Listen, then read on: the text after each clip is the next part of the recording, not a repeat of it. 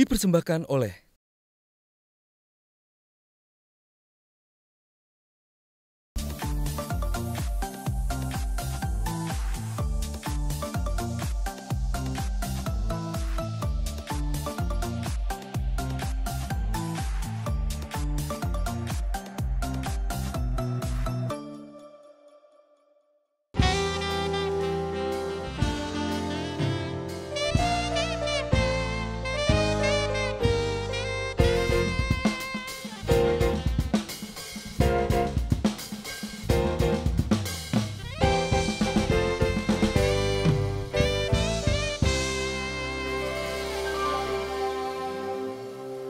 Apa kabar pemirsa? Jumpa kembali dengan saya Widianto dalam Indonesia untuk Indonesia Kaya.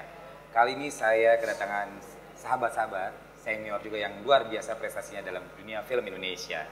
Tapi sebelum kita lanjutkan perbincangan kita, saksikan tayangan berikut ini. Kalau tertarik pindah, kartu namanya ya.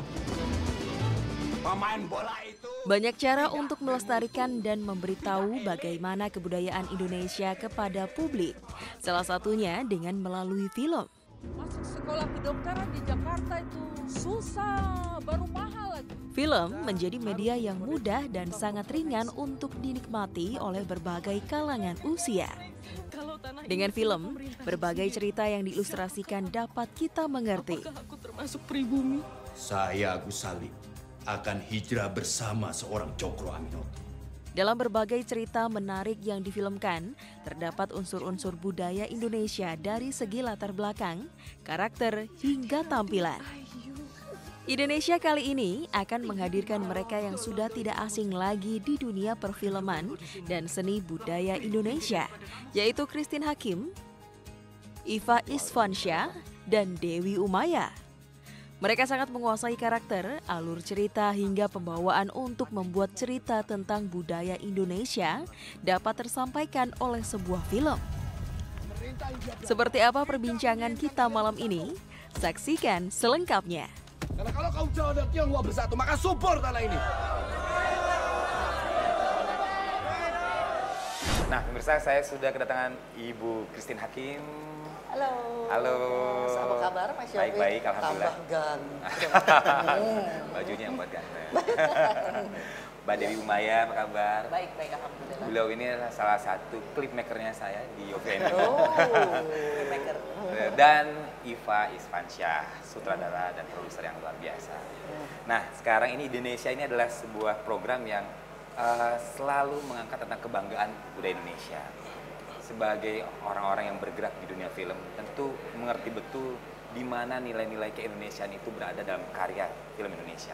Mungkin Bu Christine bisa sedikit memberikan apa gambaran? Ya, saya kira film di Indonesia sejauh itu memang dibuat oleh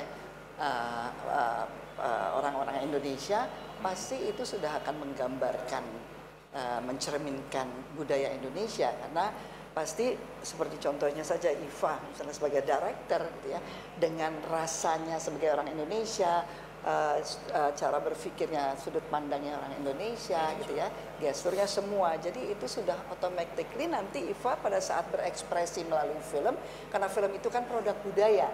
Yeah. Jadi menurut saya dan masih Dewi juga dan Iva setuju, itu automatically sudah mencerminkan Indonesia kan? Ya. Jadi setiap karya yang dibuat orang Indonesia dengan cara berpikir Indonesia pasti mengusung ke Indonesia yang kuat di situ. Betul. Nah, bahkan ini kalaupun film itu adaptasi misalnya dari Korea atau film dari Amerika dibuat ala Indonesia, itu apakah sudah bisa mengatakan bahwa ini Indonesia loh di sini? Ya sebenarnya tentu saja kita tidak bisa benar-benar menjudge satu film terus kemudian dengan satu film itu kita mendefinisikan ya, karena budaya itu harus sesuatu yang dilakukan secara masif gitu, berulang-ulang gitu. Terus jadi menerus jadi bahwa juga bahwa itu adalah bagian dari culture Indonesia ya, tapi tentu saja tidak bisa hanya diwakili dari film itu gitu, karena memang keistimewaannya Indonesia itu kan itu ya beragam gitu. Tapi kan Iva ini banyak teman-teman saya bilang kalau Iva buat film pasti Indonesia banget rasanya.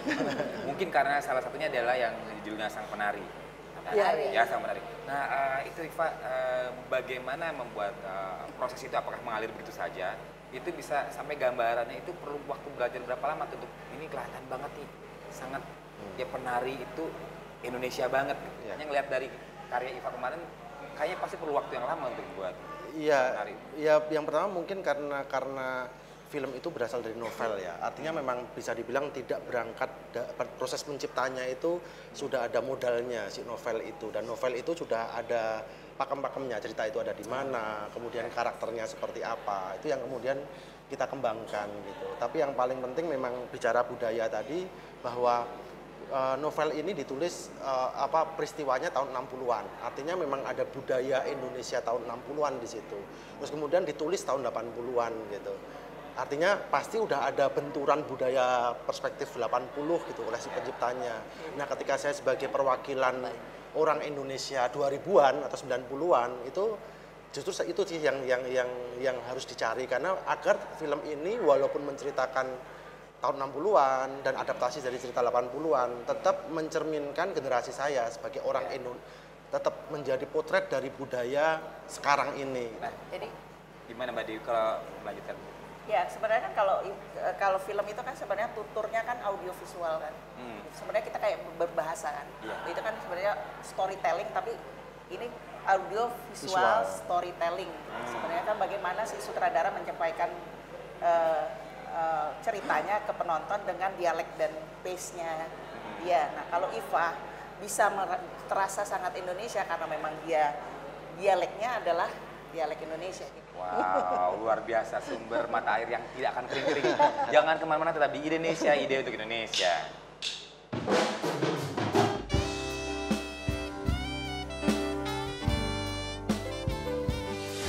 Di generasi yang dulu memang film ini memang menjadi media atau alat yang sangat sangat sakral, eksklusif gitu.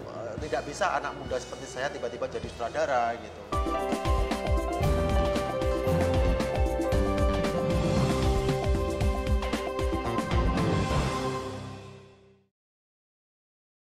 Dipersembahkan oleh